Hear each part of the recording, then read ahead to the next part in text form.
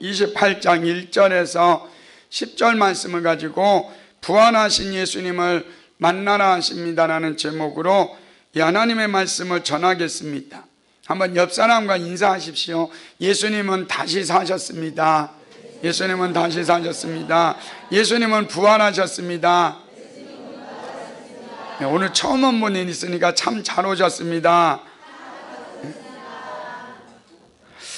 오늘 스위스의 한 마을에서 이 교통사고가 발생했습니다. 이 관광버스가 승객을 가득 채운 채 산길을 내려오는 중 브레이크가 파열이 됐습니다. 그래서 승객들은 공포로 몸을 떨었습니다. 그래서 운전사는 승객들을 안심시키면서 이 사력을 다해서 언덕을 내려오고 있었습니다. 그러니까 옆에는 절벽이고 그리고 또 다시 언덕이 있었는데 그 언덕을 무사히 넘고서 이제 마을에 진입하게 됩니다. 그런데 마을에 진입하는데 문제가 생겼습니다. 어떤 아이가 다리를 쩔뚝쩔뚝하면서 길을 지금 넘어가고 있는데, 그런데 그 순간에 두 가지가 이루어져야 합니다. 승객들을 살릴 것인가, 아니면 이 어린아이를 칠 것인가, 치고 승객들을 살 것인가, 아니면 저 어린아이를 살릴 것인가, 거기에 지금 갈등이 이루어졌습니다. 그런데 이 운전기사는 어린아이를 치고 승객들을 살렸습니다. 그러니까 이 승객들을 살리니까 그 운전사가 이 차에서 내리니까 사람들이 다 저럽니다. 저 사람은 살인자야, 어린아이를 치었어. 그러면서 사람들이 서로 손가락질을 합니다. 그런데 그 옆에 있던 어떤 아줌마가 이런 이야기를 합니다. 여러분, 손가락질하면 안 됩니다. 저 사람을 비웃어서는 안 됩니다. 저 아이는 이 운전기사의 외동아들입니다. 그런데 그 외동아들을 치고 여러분들을 살리려고 그 아들을 아버지가 죽인 겁니다. 그럴 때 거기에 있던 사람들이 다 숙연해졌습니다. 그러면서 그 운전기사에게 고맙다고 하고, 그러면서 그들은 뿔뿔이 흩어졌습니다. 여러분, 저는 이 사건을 보면서 이것보다 더 위대한 하나님의 사랑이 있습니다. 그 하나님의 사랑은 여러분과 저를 지옥에 가고 있는 여러분과 저를 구원하시려고 하나밖에 없는 독생자 예수 그리스도를 십자가에 죽게 하심으로 여러분과 저를 구원하시는 하나님의 사랑입니다. 요한복음 3장 16절입니다. 우리 같이 읽겠습니다. 시작. 세상을 이처럼 사랑하사 독생자를 주셨으니 이는 그를 믿는 자마다 멸망하지 않고 영생을 얻게 하려 하심이라. 그러니까 우리 하나님께서 독생자 예수 그리스도를, 여러분과 저를 지옥에서 천국으로 옮겨주기 위해서 우리 예수님을 이 땅에 보내주셨고, 예수님께서는 여러분과 저를 구원하시려고 십자가에서 못 박혀 죽으시고 죄와 사망 권세를 이기시고 부활하셨습니다.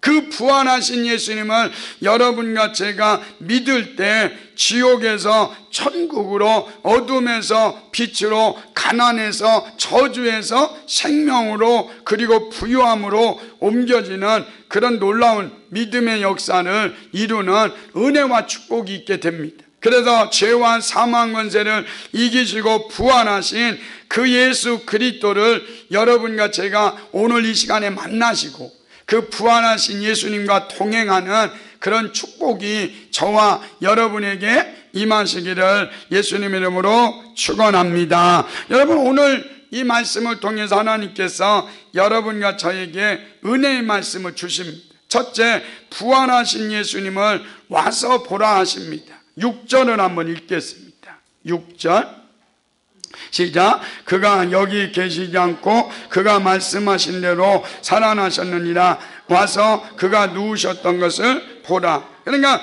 우리 부활하신 예수님께서 무덤을 보여주시면서 봐라, 우리 예수님이 죄와 사망 권세를 이기시고 부활하셨다라고 말씀하고, 그러니까 우리 예수님은 여러분과 저를, 부활하신 예수님을 강제로 믿으라고 하네. 이 무덤을 봐라, 무덤이 비어있다. 우리 예수님이 이 죄와 사망 권세를 이기시고 부활하셨다, 이렇게만. 그러니까 여러분, 우리 기독교는 빈 무덤입니다. 예수님께서 3일 동안 무덤에 계셨다가 이제 죄와 사망 권세를 이기시고 부활하셨어요. 그래서 무덤은 빈 무덤이 되는 거예요. 그런데 여러분, 세상 사람들은 무덤에 관심이 있습니다. 여러분, 어떤 사람은요, 양지 많은 언덕에 위치한 무덤이 명당이라고 해서 그 명당을 찾아다니고 그 명당이 있으면 돈을 투자하잖아요. 그런데 더 과관인 것은 무덤에 입고 들어가는 수의에 대해서 지나친 관심이 많아요. 그래서 수의를 2천만 원, 3천만 원짜리 그 수의를 입히고, 어떤 공무원들은, 돈이 많은 사람들은 그런답니다. 안동포에 황금가루를 뿌린 1억 원짜리 수의를 입힌다. 그러니까 세상 사람들은 무덤에 관심이 있어요. 그래서 세상의 종교는 무덤을 자랑합니다. 그런데 여러분, 우리 예수님이 믿는 우리 기독교는 이렇게 찬송합니다. 무덤에 예수님을 못 가두게. 여러분, 무덤에 예수님을 가둘 수 없습니다. 그래서 예수님께서는 원수를 다 이기고 무덤에서 살아나셨네. 어두움을 다 이기고 우리 예수님은 다시 사셨다. 우리는 그 무덤에서 다시 살아나신, 부활하신 예수님을 자랑하고 증거한. 그러니까 예수님이 이 땅에 오셔가지고 수많은 일을 하다가 주님께서 십자가 지시기 전에 이렇게 말씀해요. 내가 죽었다가 3일 만에 다시 살아날 것이다. 자주 말씀하셨어요. 요한복음 11장 25절입니다. 같이 읽습니다. 시작.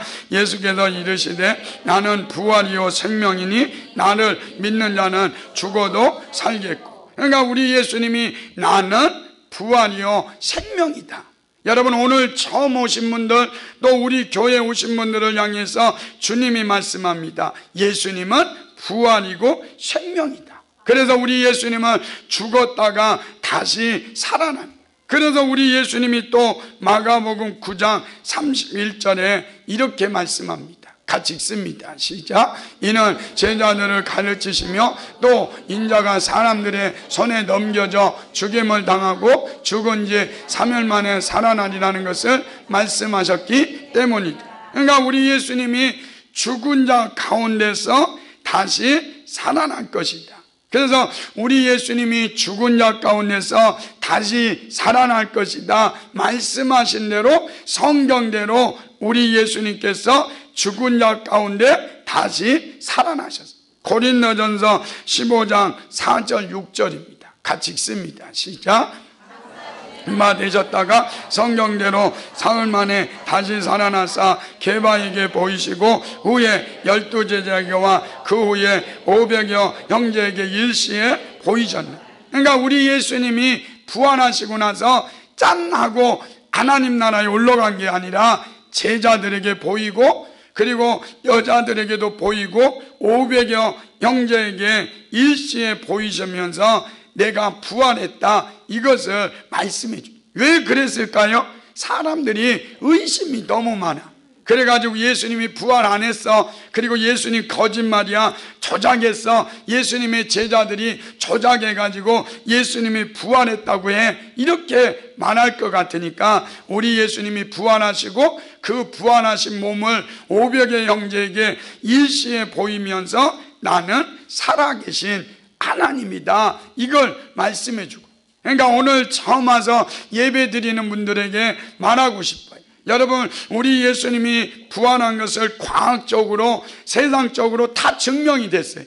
그러니까 우리는 그 예수님이 부활하셨다, 죄와 사망 권세를 이기시고 부활하셨다는 것을 내가 뭐 하면 돼요? 믿으면 돼요. 그럴 때 부활의 능력이, 부활의 생명이 우리 안에 들어오는 놀라운 믿음의 역사를 이루는 은혜와 축복이 있게 됩니다. 여러분, 변호사 가운데 유명한 프랭크 모리슨이라는 분이 있습니다. 이분이 이랬어요. 부활은 없다. 어떻게 죽은 자가 다시 살아나냐? 그러면서 부활이 없다고, 부활은 신화다, 이러면서 사람을 만하게 생각했어요. 그런데 이 사람이 변호사잖아요. 그러니까 증명을 해보자. 예수가 부활 안 한 것을 내가 증명하겠다. 그래가지고 재료를 수집하고 모든 것을 다 가지고 연구했더니, 그런데 연구하면 할수록 예수님이 죽은 자 가운데서 다시 살아나신 것에 믿어진 거예요. 그래서 이 사람이 마지막에 부활하신 예수님이 진짜다, 예수님이 부활하셨다 그러면서 예수님을 믿게 되는 그런 놀라운 믿음의 역사가 있게 된 거예요. 여러분, 왜 무덤이 비었습니까? 그 무덤에서 예수 그리스도가 다시 사셨기 때문입니다.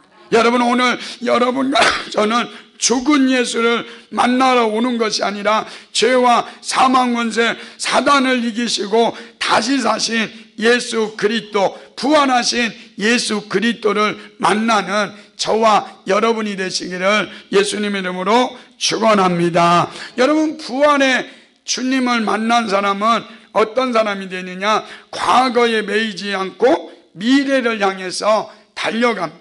여러분, 성도들은 부활의 능력을 믿지 못하면 항상 과거에 매여서, 그러니까 여러분, 부활의 능력 없는 사람들 보세요.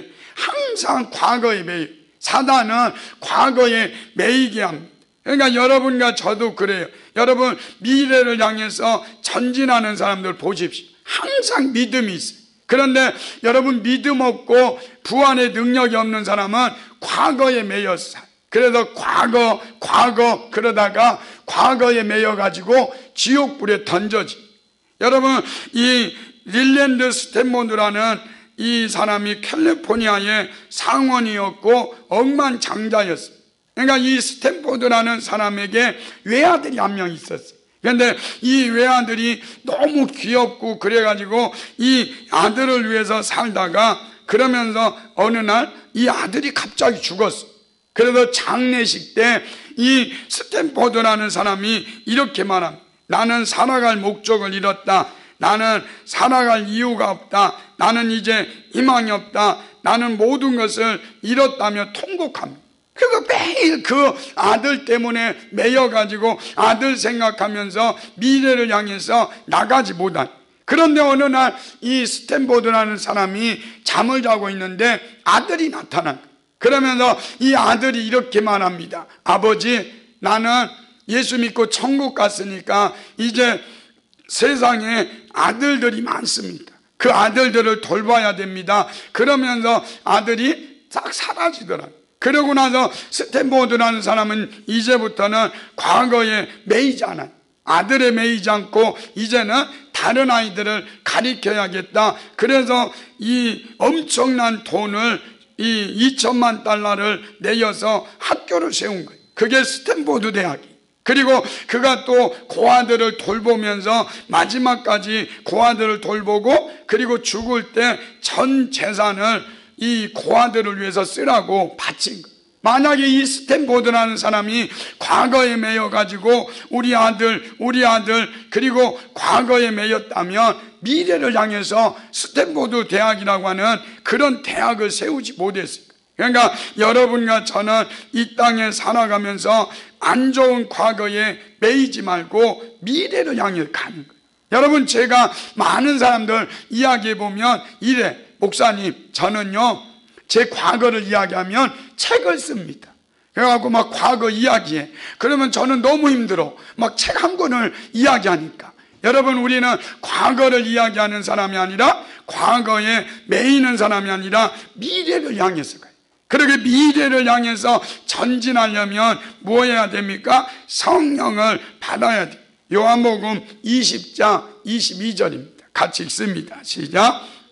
말씀을 하시고 그들을 향하여 숨을 내쉬며 이르시되 성령을 받으라. 그러니까 부활하신 예수님이 가장 중요하게 제자들에게 말씀한 게 뭐냐? 성령을 받아라. 너 지금 두려워하고 지금 어려워하고 있는데 이제 성령을 받으면 너는 미래를 향해서 나아갈 수 있다. 그러면서 성령 받으라, 이렇게만. 사도행전 2장 17절입니다. 같이 읽습니다. 시작. 하나님이 말씀하시기를 말세에 내가 내 영을 모든 육체에게 부어주리니 너희 자녀들은 예언할 것이요 너희의 젊은이들은 환상을 보고 너희의 늙은이들은 꿈을 꾸리라. 그러니까 여러분, 사단은요 과거에 매이게 하잖아요. 그래서 제가 무당들 찾아가는 사람들 보면 못 하나도 못 받고, 그래야 무당한테 물어봐서 무당님 목을 어디다 받을까요? 이사갈 때도 보십시오. 그래서 이사갈 때도 날짜 받잖아요. 여러분, 우리는 이사갈 때 날짜 안 받고 그냥 이사 가요. 그러면 잘 살아. 그런데 이사 날짜 받아가지고 가는 사람들 보세요. 그날 비가 오고 뭐 안 되더라. 그러니까 여러분, 우리가 이 땅에 살아가면서 우리는 미래를 향해 가요. 여러분, 부부싸움 하는 사람들 보십시오. 부부싸움 할 때, 야, 우리 싸움하면서 여보 우리 미래를 한번 어떻게 할까, 우리 미래를 기억할까 이러잖아요. 그런데 여러분, 그러면서 싸우는 사람 없어요. 과거에 당신이 뭐 이렇게 결혼할 때 이랬지 이러고 막 뭐라고 그래. 우리 집사람도 가끔 저보고 뭐래, 애기 낳을 때 당신이 힘 안 써줬지 이러면서 가끔 막 정탄을 날려. 그러면 제가 깨갱 그리고 뭐 이렇게 순종하는. 여러분, 우리가 이 땅에 살아가면서 과거에 매이는 사람이 아니라 우리는 미래를 향해서 가는. 여러분, 요셉이라는 사람을 한번 보십시오. 요셉이 어떤 사람입니까? 형들에게 노예로 팔려갔어요. 여러분, 생각해 보십시오. 형들이 이 요셉을 노예로 팔려가서 보디발의 가정에 갔을 때 이 요셉이 이럴 수 있잖아요. 야, 우리 형들이 나를 팔았지, 나를 노예로 팔았지, 그러면서 일을 갈면서 과거에 매일 수 있잖아요. 그런데 그 보디발의 집안에 또 여자 한 명이 있었는데 뭐 그 중년 여인이 치마를 올리면서 우리 같이 자자, 그럴 때 요셉이 거기를 도망쳐 나오죠. 그래서 하나님 앞에 내가 이 죄를 범할 수 없다 도망쳐 나오니까 또 어떤 일이 벌어집니까? 그 보디발의 아내가 거짓말해가지고 요셉이 감옥에 들어가요.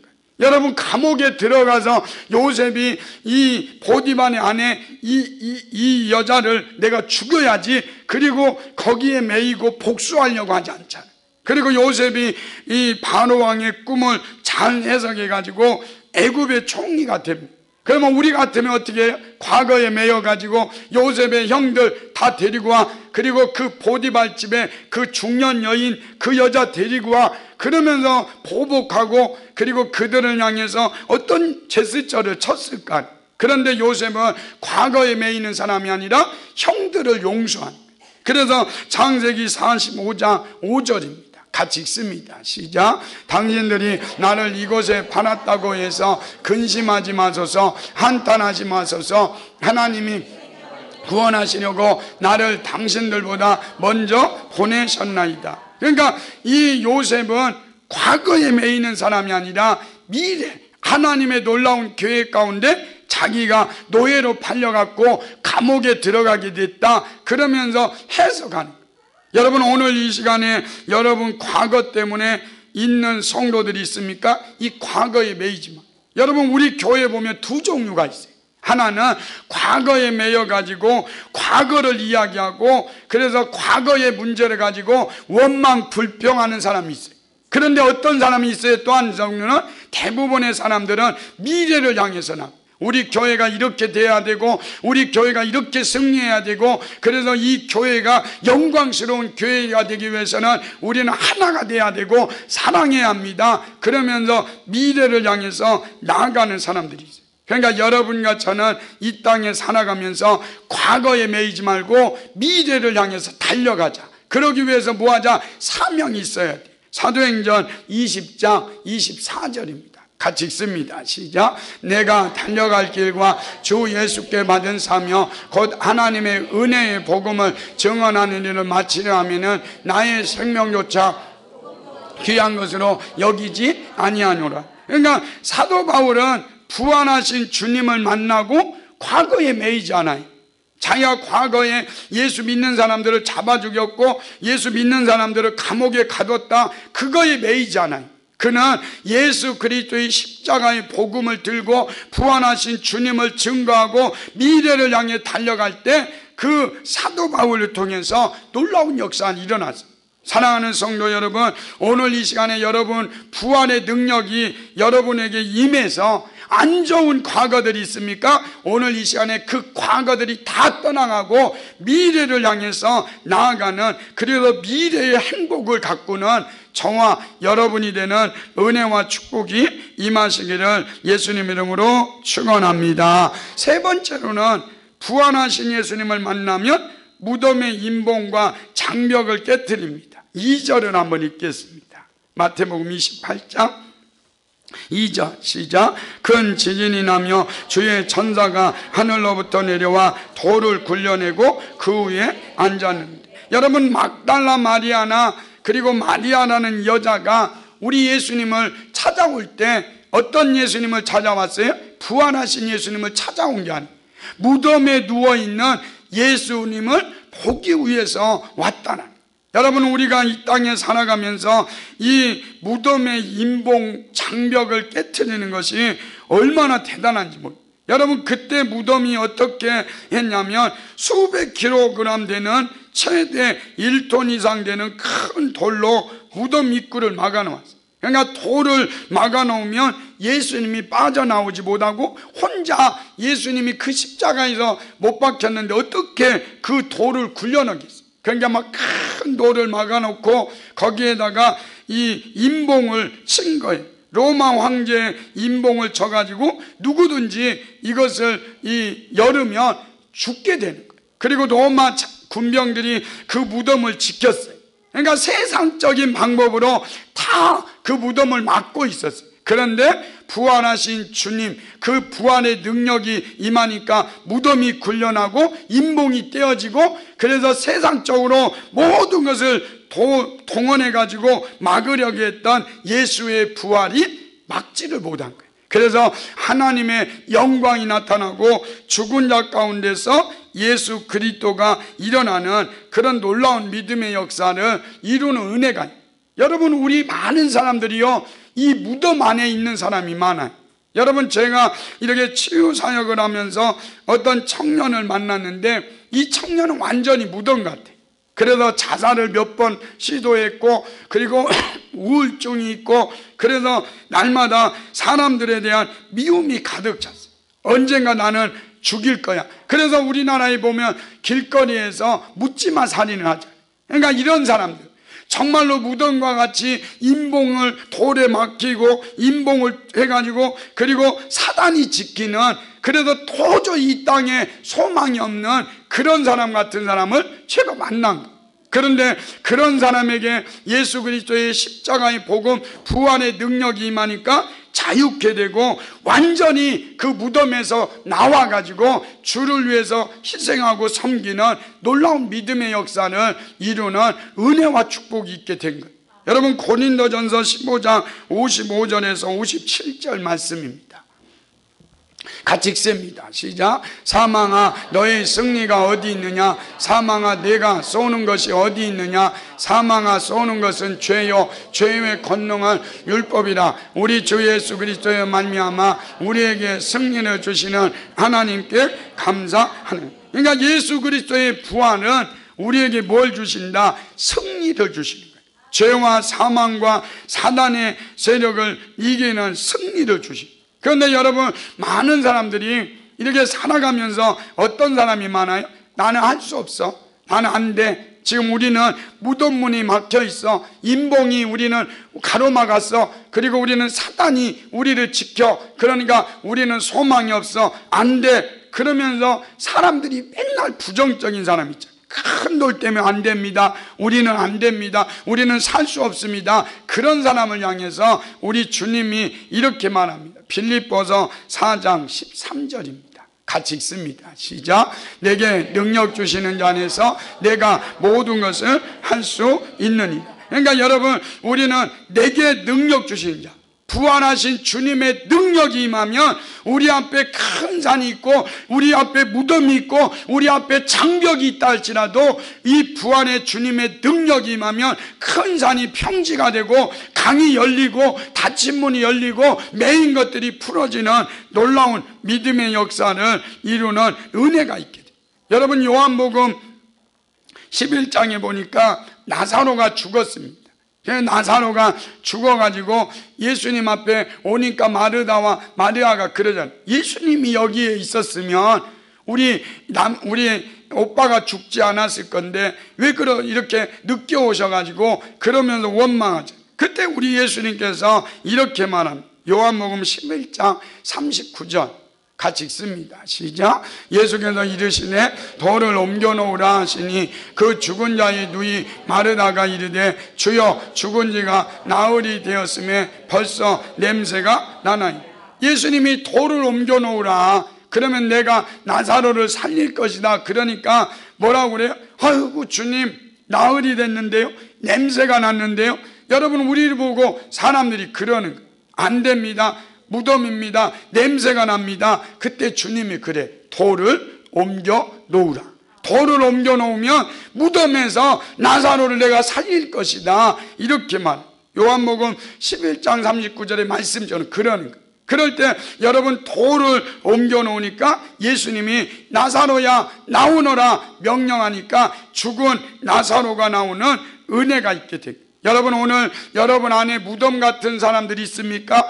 장벽이 있습니까? 인봉 때문에 나는 안 된다, 나는 할 수 없다, 그래서 그것 때문에 힘들어하는 성도들이 있습니까? 오늘 이 시간에 부활의 능력이 여러분과 저에게 임함으로 무덤 문이 열리고 매인 것이 풀어지고 사단에게 막혔던 모든 것들이 새로워지는 은혜와 축복이 저와 여러분에게 임하시기를 예수님의 이름으로 축원합니다. 마지막 네 번째로 부활의 주님을 만나면 부활의 증인이 된다 하십니다. 넘겨주세요. 그러니까 예수님의 부활을 목격한 여인들은 가만히 있을 수가 없었습니다. 그러니까 부활을 목격한 여인들은 항상 그런 거예요. 야, 예수님이 부활했다, 예수님이 다시 살아나셨다, 그래서 빨리 가서 만나는 사람마다 예수님이 부활했습니다라고 증거하는 거예요. 여러분 1956년 미국 사회를 발칵 뒤집어 놓은 사건이 있었어요. 그게 뭐냐면 기독교 명문 휘튼 대학교를 수석으로 졸업한 짐 엘리엇을 비롯한 5명의 크리스찬들이 남미 에콰도르 아웃 가족에게 복음을 전하러 갑니다. 그래서 이 짐 엘리엇이라는 이런 사람들이 누구냐면 공부를 못한 사람이 아니에요. 대단한 공부를 하고 엘리트인데 그들이 아웃 가족에게 복음을 전하려고 경비행기를 타고 착륙했을 때 그 아웃 가족이 나타나가지고 이 사람들이 복음을 전했어요. 예수 믿으십시오. 그랬더니 이 5명을 칼로 그리고 창으로 찔러서 그 자리에서 죽게 됩니다. 그러면서 그 시체들을 다 던져버렸어요. 산산조각이 났습니다. 그러면서 이 소식이 이 신문에 났어요. 야, 이거 너 거룩 낭비다. 어떻게 이렇게 공부 잘하는 사람들은 이렇게 죽을 수 있느냐, 낭비다. 그럴 때 말합니다. 우리는 낭비가 아니다.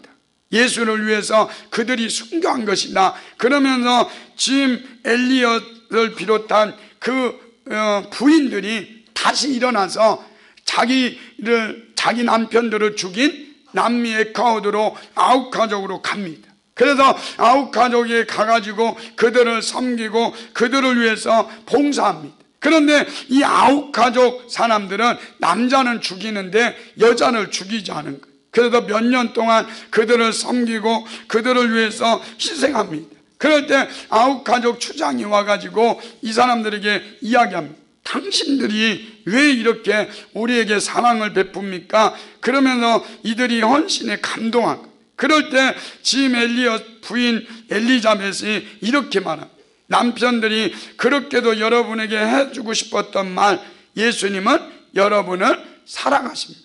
그러니까 당신들이 몇 년 전에 죽인 5명이 우리의 남편이고 우리의 사랑하는 남편이다. 그런데 그들이 예수님을 사랑해가지고 예수의 복음을 전하라고 해서 우리는 또 당신들이 죽인 이 남편들을 대신해서 이곳에 와서 복음을 전한다. 이렇게 말합니다. 그랬을 때 여러분 창으로 이 찔렀던 5명의 아웃 가족 부족 사람들은 모두 예수 그리스도를 믿었습니다. 그리고 4명은 목사가 되고 1명은 전도자가 되었습니다. 그리고 그 아우카 부족 전체가 복음을 받아들이는 놀라운 믿음의 역사를 이루었습니다. 사랑하는 성도 여러분, 부활하셨다, 예수님이 죄와 사망 권세를 이기시고 부활하셨다라고 그 막달라 마리아와 마리아가 달려가서 사람들에게 전했듯이, 짐 엘리엇이라는 한 여자가 나가서 부활의 소식을 전했듯이, 그리고 우리나라에 또 이렇게 부활의 소식을 전했듯이 여러분과 제가 이 부활의 소식을 전함으로 이 부활의 능력이 임해서 많은 영혼들을 살리고 치료하고 회복하는 그런 은혜와 축복이 저와 여러분에게 임하시기를 예수님 이름으로 축원합니다. 기도하겠습니다.